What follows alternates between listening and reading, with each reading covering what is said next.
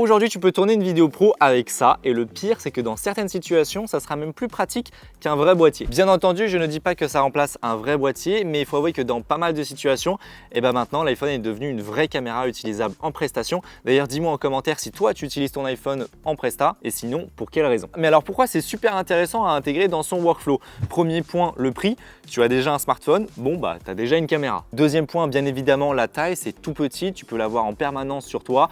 J'imagine que c'est déjà le cas. Tu peux filmer partout sans attirer l'attention. Ça paraît con, mais quand tu fais du reportage par exemple, quand tu te ramènes avec un boîtier, c'est pas très discret. Enfin, la qualité d'image, alors ça ne sera jamais au niveau d'un boîtier pour des raisons techniques, mais pour pas mal de situations, tu ne verras même pas la différence. Mais là où ça va devenir vraiment intéressant, c'est quand on va commencer à régler notre smartphone, parce que par défaut comme ça, c'est pas très agréable à utiliser, et puis même on est très limité. Et même sans vraiment parler de matériel, puisque l'application caméra sur iPhone, et puis globalement chez toutes les marques c'est un peu pareil, parfois on a plus ou moins de réglages, mais bref, on n'a pas du tout la main sur les réglages d'exposition, réglages de balance des blancs, etc. Tout est en automatique, tu choisis simplement la résolution, cadence d'image, et puis le choix de l'objectif, mais sinon, pas grand chose de plus. Donc la première étape, ça va être d'installer l'application Blackmagic Camera.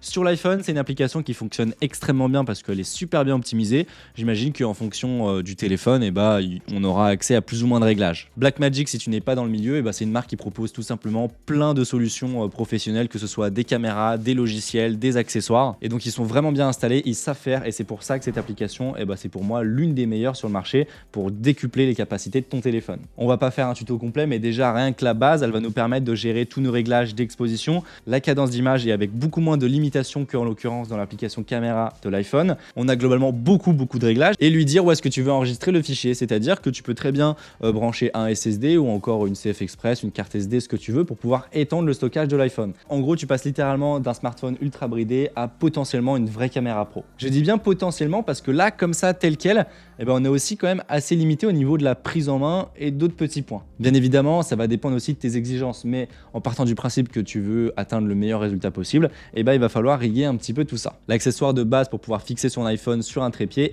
c'est ça, c'est cette petite clampe.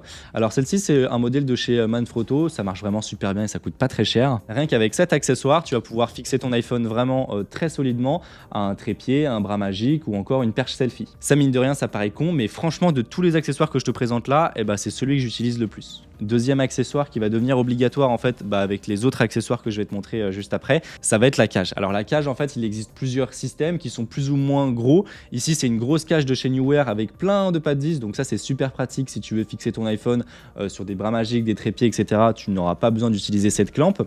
Mais par contre, c'est vrai que c'est un peu gros et au quotidien, clairement c'est relou. C'est pour ça que moi je préfère cette cage là. C'est un modèle de chez Freewell, tu vas voir, je vais te montrer pas mal d'accessoires de chez eux parce qu'ils m'en ont envoyé pas mal. Bien évidemment, ça existe aussi chez d'autres marques. Cette cage, elle est top puisqu'en fait, elle est parfaite à utiliser au quotidien. Moi, franchement, je la laisse sur mon téléphone. C'est pas tout en métal avec des pattes vis dans tous les sens. On garde simplement le MagSafe et tu vas voir le petit module photo qui est modifié juste ici. Mais donc voilà, si tu veux fixer ça sur un trépied, il faudra forcément utiliser cette petite clampe. La particularité, c'est qu'au niveau du module photo, on a un gros bloc au-dessus des objectifs avec des pattes vis, on va y revenir.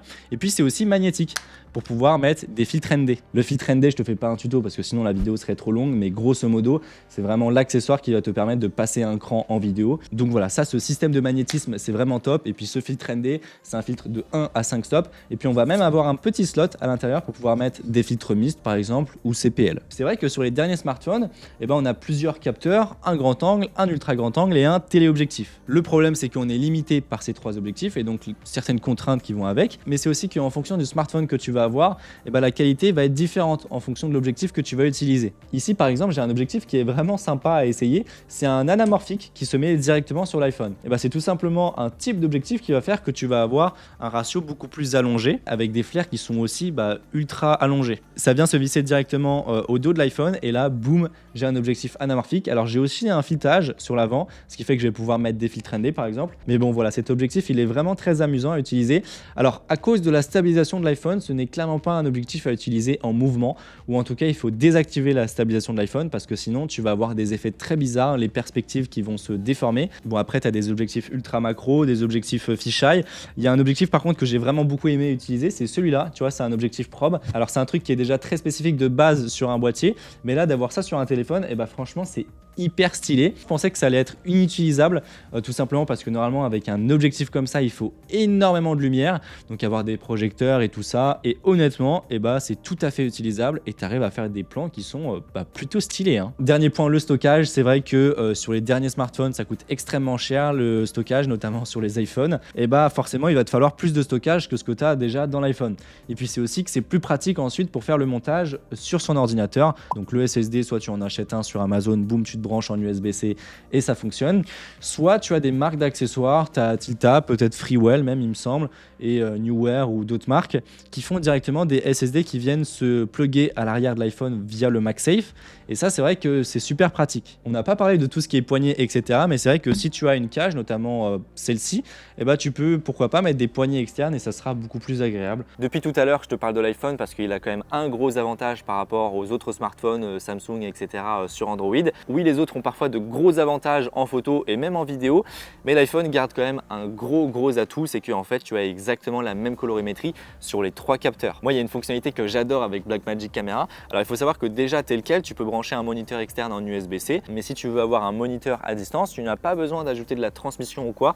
L'iPhone permet de le faire nativement. En fait, tu as juste à avoir plusieurs appareils avec l'application Blackmagic Camera. Ensuite, tu peux les connecter entre eux, lui dire quel appareil est la caméra et quel appareil est le moniteur. Sur le moniteur, tu peux même opérer plusieurs caméras à la fois, c'est vraiment génial. Et donc ça, c'est une fonctionnalité que j'adore parce que c'est vrai que on n'a pas d'écran qui se retourne. Donc dès que tu vois pas l'écran, c'est un peu problématique. Et voilà ce que ça donne honnêtement pour pas mal de créateurs. Je pense que c'est largement suffisant. Dis-moi en commentaire si tu veux plus de tutos sur l'iPhone parce que c'est vrai que c'est un sujet qui touche tout le monde finalement. N'oublie pas de me suivre sur les réseaux et puis sur ça, on se retrouve pour une prochaine vidéo. Allez, salut!